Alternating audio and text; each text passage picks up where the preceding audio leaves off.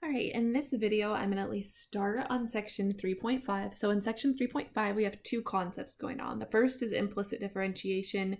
The second is the derivative of trig inverse functions. To be completely honest, neither concept is super simple to understand, so I'll try to break this up into several videos. In this first video, I'm going to get behind the idea of implicit differentiation, so the concept of it, what's going on with it, etc. And then in the next video, I'll do examples. In the video after that, I'll probably cover the trig inverse functions. So let's get started with the concept of implicit differentiation. In order to understand this concept, we have to understand the difference of the meanings of the words implicit and explicit. So first things first, an explicit function, okay, so I'll write this out, and the explicit function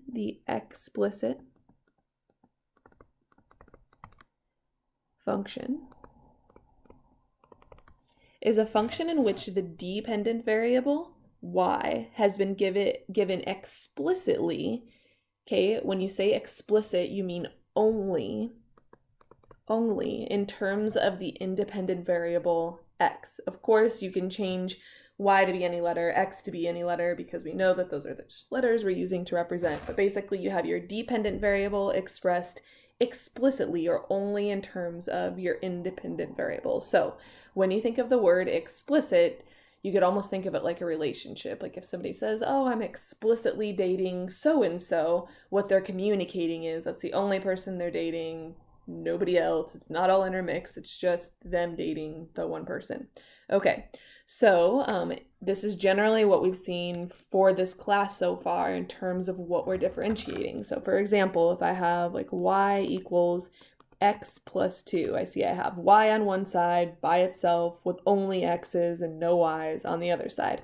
Or if I have something maybe a little bit more complex, like y equals x squared times the cosine of x plus the square root of x to the fourth minus 4, I see that I only have that independent variable x on the other side. So both of these are defined explicitly because y is on one side, it's our dependent variable, x is the only variable on the other side. So in this case, we think of y as a function, we think of x as this independent variable that impacts the function. Okay, now thinking about what implicit means, you might guess, but implicit is essentially the opposite of that. So the implicit function is a function in which the dependent variable y has not been given explicitly in terms of that independent variable x. So in more basic words, it means they're all kind of smashed in and combined together. So for example, if I have like x squared times y plus y squared equals 3, I see my x's and my y's are all intertwined on one side.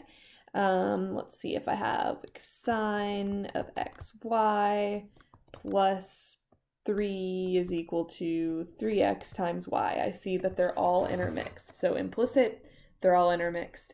Explicit, they're not intermixed. They're separated. Sometimes you'll be given functions that are implicit, but you can make them explicit. So for example, if I have x times y equals 1, I know that this is implicit because the x's and y's are smashed together, but it's pretty easy to solve for y in this case and say, okay, well, y is really equal to 1 over x.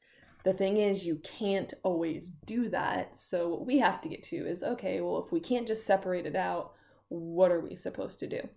All right, so we'll take some time to explain this and the reasoning behind it, but we will certainly get to that.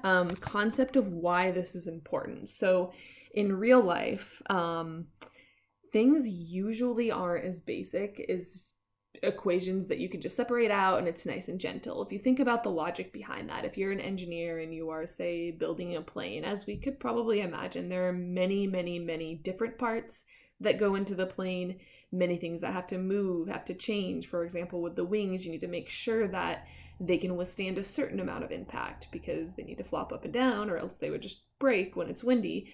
But then you want to make sure that they, are sturdy. So you have different things intertwining with the wings themselves. And then, of course, you have the mechanics, the machinery, the computer systems, everything built in. So it makes sense to think that it's not just going to be as simple as here's your Y variable, here's your X variable, this is the plane. No, there are many variables, many parts, many things that impact it.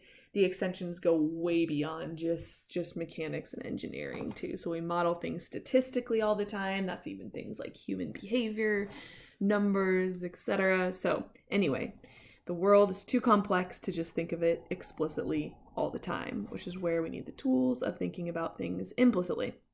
All right, so we can also think about this picture-wise. So what I'm going to do is try to give you an idea, a concept of something I think that you'll kind of be able to remember and visualize from previous classes. So let's think about the unit circle. Recall that the equation for a unit circle is x squared plus y squared equals 1. So to remind you here, the inside of this is technically x minus 0 all squared plus y minus 0 always all squared, which gives you the center at 0, 0, and then 1 is really root 1, and that's your radius of 1 there. Okay, so x and y together is what creates this image. So we should remember, and I'm going to erase this when I draw it in, but in the unit circle, there are little angles and lines in here, and then all of these would have little points on the end of them. And of course, x and y are points that create those little spots. So we know that there are little points all along the circle here, little x and y values. They work together to create this circle. All right, so the equation I have here is implicitly defined, meaning the x squared and the y squared are together on one side. With this particular example, if I wanted to, I could express this explicitly, meaning I could solve for y. So if I wanted to look at this explicitly, I would simply subtract the x squared over to the other side to get y squared equals 1 minus x squared. And then I would take the square root to isolate y. So I'd get y equals plus or minus root of 1 minus x squared. All right, notice that this pushes this off into two solutions. So what these two solutions really do is create two different parts of this unit circle that it really makes as a whole.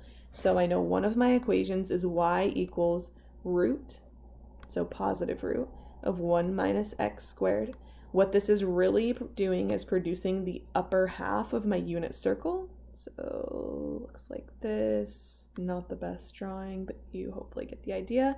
So this, since the y values are positive, is going to produce the upper half of the unit circle, right? The other part of this, the negative part, is root of 1 negative root of 1 minus x squared. This produces the lower part of this circle.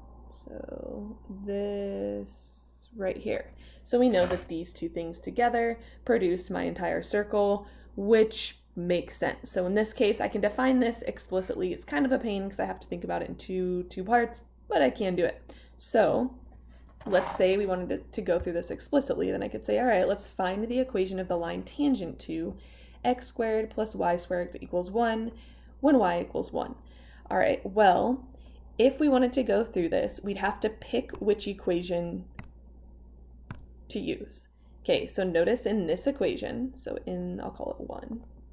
In 1, I see that y is positive 1. Okay, so I can get the point 0, 1 right here. That means I have to use that first equation. So x is 0. Okay, so we must use equation 1.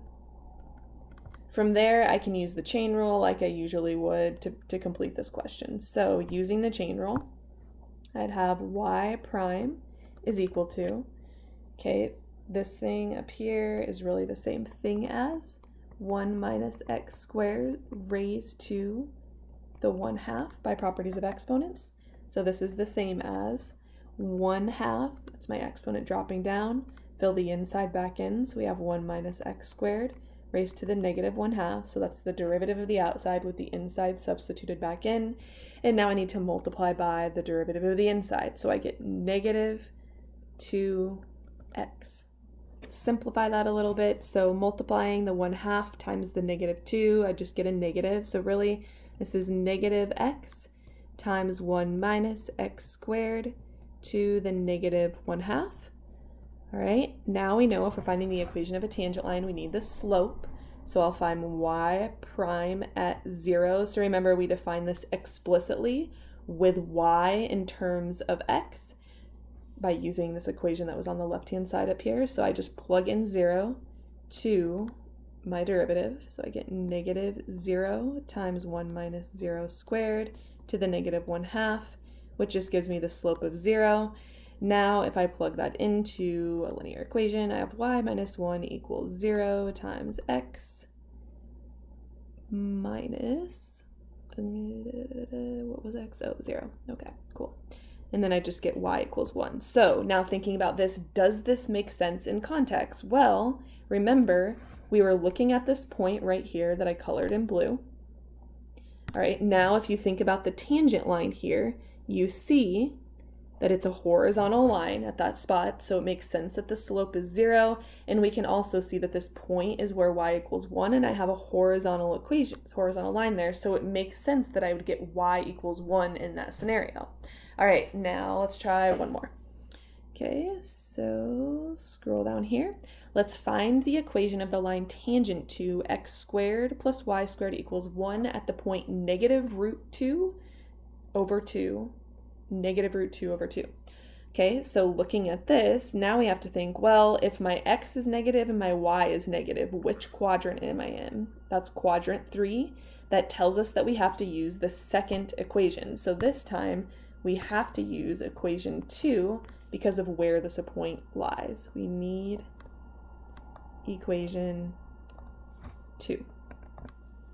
All right, so I would go through that same process again. I'd have to take the derivative, and this time of the second equation. Okay, so I'd get y prime equals, all right, I'll write this out as negative 1 minus x squared to the 1/2. So when I took this derivative, I would get negative 1/2 times parentheses to the negative 1/2. I'd have to fill the parentheses back in. Okay, so I'd have 1 minus x squared in there.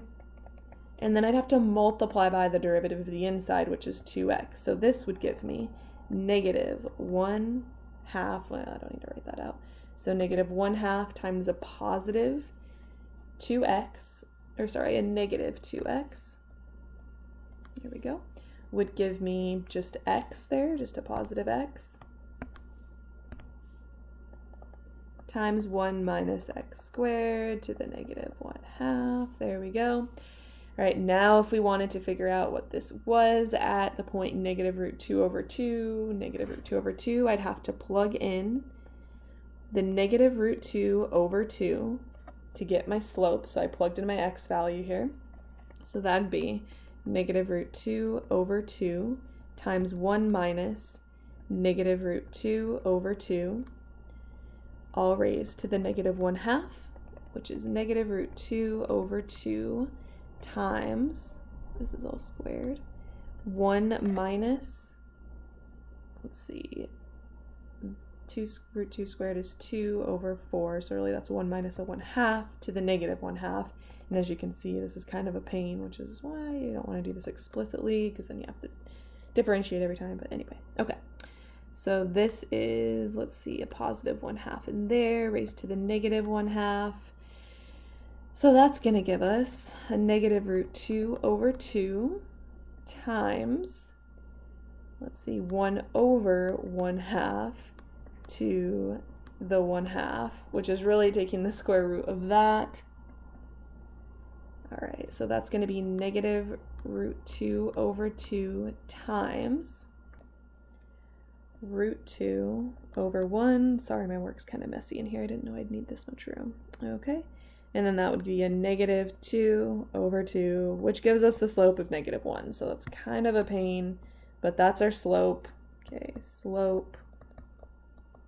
And now if we plug that in, we'd get y minus a negative root 2 over 2. So I plugged my y in, equals negative, that's my negative slope, times x minus negative root 2 over 2. And that would be y plus root 2 over 2 equals negative x plus root 2 over 2. So we would end up with the equation y equals negative x. Okay, lots of work to get there.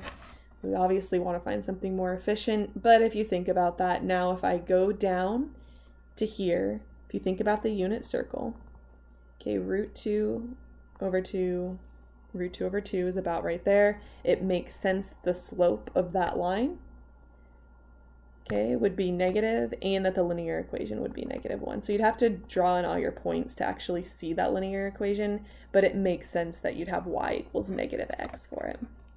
Okay, so of course, we probably don't want to have to split this into multiple parts every time and then figure out what point goes to one part and then differentiate separately, etc. So that's one motivation for learning how to differentiate implicitly.